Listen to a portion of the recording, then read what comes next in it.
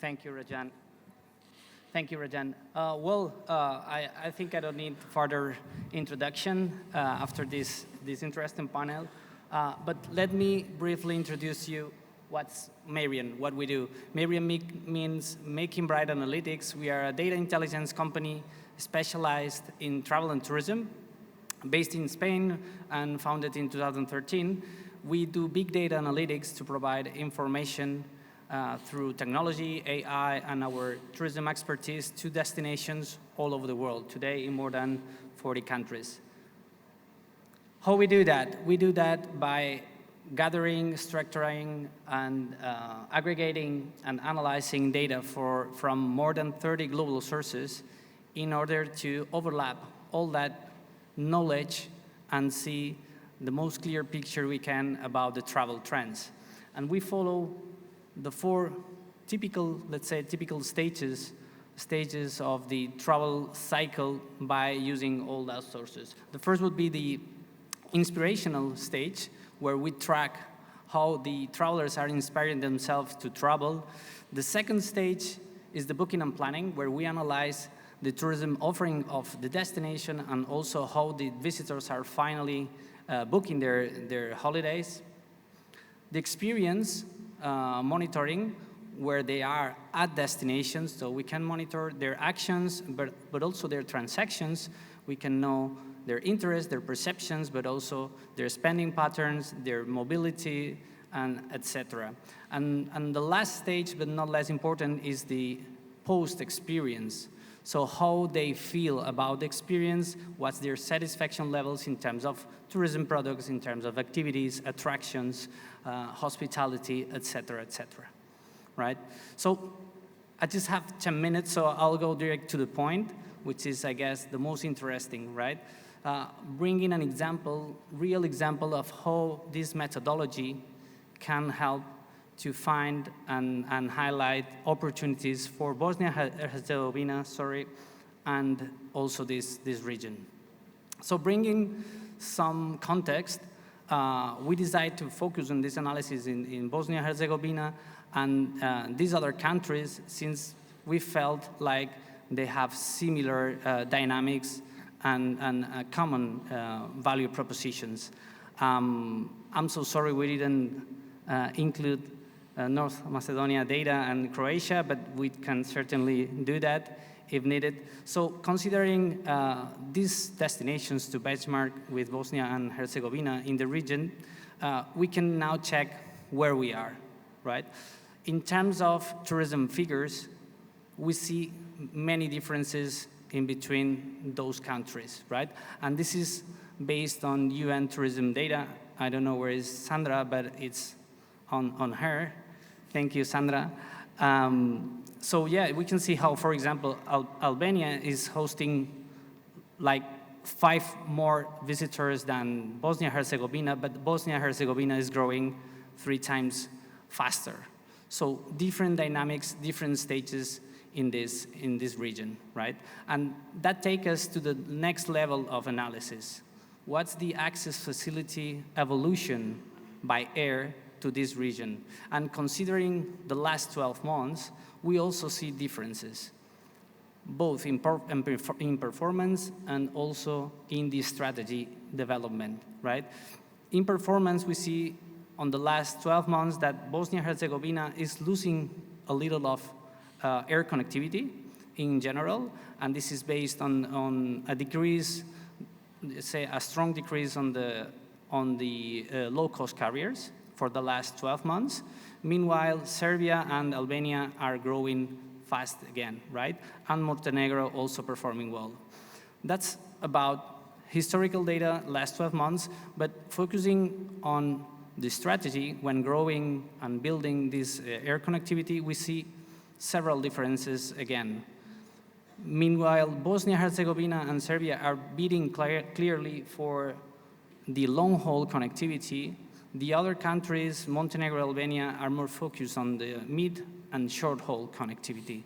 And this is a big difference, since this is a different focus, and also it brings a lot of opportunities of complementarity among these regional destinations. right? How it's been talked today in stage before. Okay, but zooming in Bosnia-Herzegovina, those are the facts of the last 12 months. In general, 14% less of air connectivity in terms of air seats. That's pushed down by the decrease of 33% of low-cost carriers. But in the other hand, we saw an increase of the legacy carriers' air connectivity, and especially a focus on the GCC markets, the Middle East markets, with 200,000 more seats and a growth of 9% comparing to last year, right? So we see negative impact in one hand, but also a positive one in the other hand, since we can see here a potential switch of the profile of the visitor, right? When the low cost goes down and the legacy is going up. So far, historical data, but what can we expect from this high season, this summer season, right? So looking forward for the next 6 months, to be more precise, from May to the end of October, we see that the dynamic on the region is positive in all the destinations. And again, we can see big differences between the performance, right? All are growing, but again, Albania is gonna break records, and Serbia is growing really fast, as we were mentioning before also in stage, right? This is a matter of connectivity, and focusing in, again, a specific zoom in Bosnia-Herzegovina, we can see for the next 6 months that 6% of growth is based, again, in the growth of legacy carriers, since they are growing 22% and the low-cost carriers are actually decreasing at 4% for the next 6 months. And in that growth, we see how markets like UK, Italy, and Belgium are skyrocketing in terms of volume of air seats, inbound air seats for the next 6 months. In the case of UK, is 11 times more than last year, which is surprisingly. And in the other hand, we've got bad news from the Central Europe markets like Germany, like Switzerland, and also from Austria, right? So the seasonal air connectivity is booming, but there is an exception on the central part of Europe. And again, one trend that is being consistent is the growth of the GCC markets for Bosnia and Herzegovina, right? For the next 6 months, again, we're gonna see constant growth from all those markets. You see the percentage of growth is pretty impressive. So we can see here an opportunity, as we will talk in a minute, right? So far, we know that air connectivity, the access facility to these destinations is gonna be good. We can be optimistic. But now we need to analyze why the visitors want to come to visit this part of the world, these southeastern Mediterranean countries and Bosnia-Herzegovina. And again, adding a little of context, and based on the study we did by the end of last year regarding how the travel motivations are moving from the last 5 years, we found that the experiential travel is growing constantly since 2019, and it's about to take over the conventional motivations to travel, right? And this is a special fact, a specific fact from the pandemic. The pandemic was a trigger, obviously, right? And considering experiential traveling motivations, the nature, the active traveling, the wellness, and gastronomy. Meanwhile, the more conventional travel motivations are the culture, sunbathing, family activities, shopping, and also nightlife, right? So we see actually a clear global trend, and we need to know how these countries are positioned for this global trend, right? And the result of the analysis is positive. I mean, in terms of active well-being, which is the base of the experiential motivations for travel, all of these destinations are well positioned, especially Montenegro and Albania outstands in terms of motivations, these kind of motivations to visit those. And in the case of Bosnia-Herzegovina and also Serbia, they have a stronger position in terms of cultural motivations to travel, right? When we compare gastronomy, for example, which is also a part of the experiential motivations to travel, they are pretty much the same, pretty equal, but then from there we'll see many differences in between the other motivations to travel, right?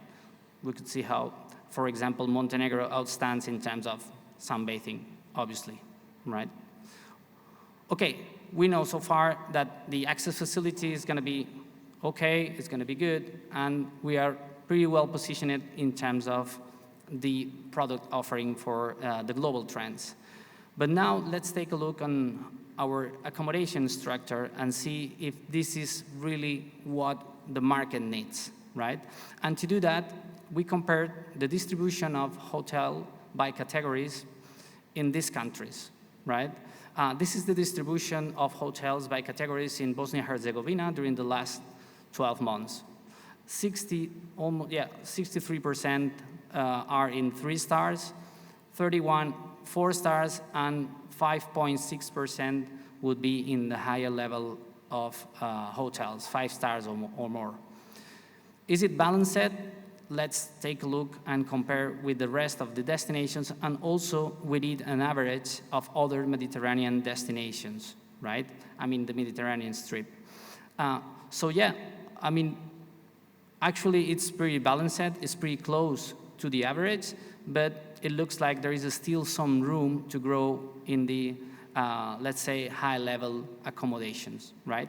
Not only in a number of facilities or rooms, but also in satisfaction levels, which is something which is not included in this presentation, but is included in the full report, right? Okay, so the structure is pretty much good, and the next question is, are we competitive in our accommodation offering? Here, what we did is analyzing the average hotel prices for all those destinations, and also for the average of other Mediterranean countries, more established and mature destinations. And again, we see opportunities, right? You see how, in average, the most of the southeastern destinations we analyzed are below the average prices in the Mediterranean countries. We have an exception with Montenegro and the 5 stars that are even higher than the average, but by the rest, we see a clear opportunity on this matter again. Okay, so I'm running out of time, so I feel like I'm really squeezing these 10 minutes. So I just wanted to wrap up with some conclusions, right? Starting by the opportunities we detected, and this is what I meant when talking in the panel that we should look for information, right? Not about data. That's what we provide to destinations. Opportunities for Bosnia and Herzegovina specifically, harness the GCC, the Middle East connectivity to Bosnia and Herzegovina, creating products that can adapt to the preferences of these markets, and also trying to extend their length of stay, that today is 4.2 days in average, to get them and to get their loyalty to their visitings to this destination.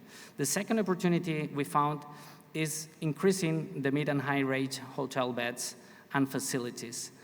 And again, this is not just a matter of number of facilities or rooms, but also the satisfaction. Here, and it's been said also in states before, the international brands can play a pretty important role, since those brands are really well recognized for the markets, for the key markets, and specifically as well for the GCC markets.